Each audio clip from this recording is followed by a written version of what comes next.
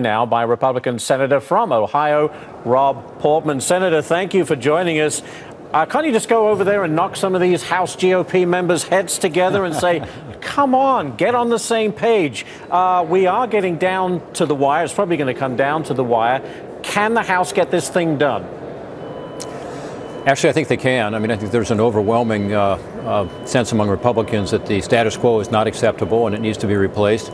But obviously the question is how, and I think the House ultimately will probably get the votes. Then it comes over here to the Senate. There'll be some changes made in the Senate. Already there's discussion of taking some of the House provisions that were met as a placeholder and filling those out further, particularly to help those who are currently getting a tax credit who are between 50 and 64, but maybe not an adequate one. And some of the House funding that they have put in the bill could be used for that. A concern I have is on this issue of the heroin, prescription drug, fentanyl, the opioid issue.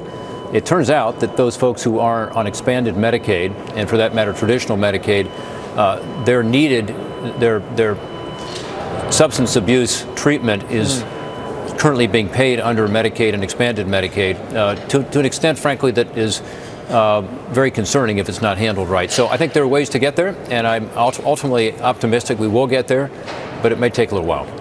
Well, as always, the devil is in the details, Senator, but do you think the GOP, the Freedom Caucus on the House side, I mean, is anyone in the GOP willing to just walk away from this whole thing and leave Obamacare in place?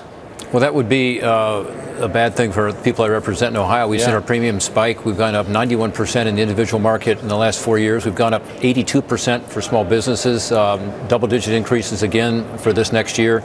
It's just not sustainable. And then, of course, you have the situation of the market not working, where you have insurance companies pulling out of these exchanges to the point that now, all of a sudden in Ohio, a third of our counties have only one insurer, which is not choice or competition. So I think that something has to be done. And by the way, if Hillary Clinton had been elected as president and a Democrat Senate had been elected, we'd be facing the same problems. It's collapsing of its own weight, and so there have to be reforms. You're the Senate Finance Committee member. You're a former director of the OMB.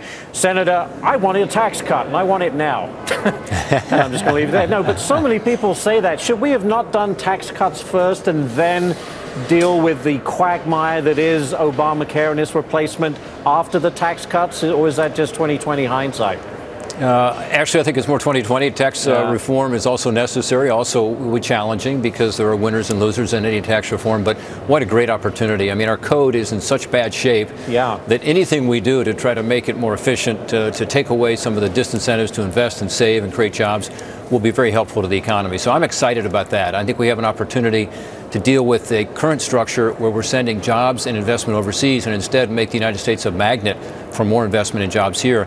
And I think we can simplify the code in ways that everybody benefits from. And the only people who might not like it are the tax lawyers. But other than that, getting compliance costs down is a good thing. So the tax code is full of great potential for reform, and we have to do that. That probably will be done after health care, so it probably is a late spring, summer project, maybe into the fall. But this is something that will really get the economy shut down. Could the health care battle trip that up? Well, I don't think so. I think health care is going to be resolved one way or the other here in the next few weeks, and we'll see how it goes. I think ultimately we'll get to a solution.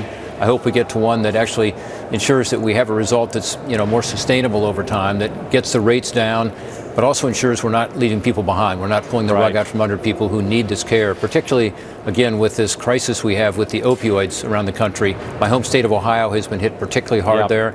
And we rely on expanded Medicaid in particular for that treatment. So there are ways to be sure that that can be fixed. It's not really, in my view, part of the core of Obamacare. The core of Obamacare is the mandates, the regulations, the new taxes. All of that can be dealt with here in the next few days. All right. Well, let's get this health care thing done. And I want tax cuts, tax cuts, tax cuts. Going to hold you to it. Senator Rob Portman. Got it, Ashley. All right. You got the message. Thanks so much for joining us.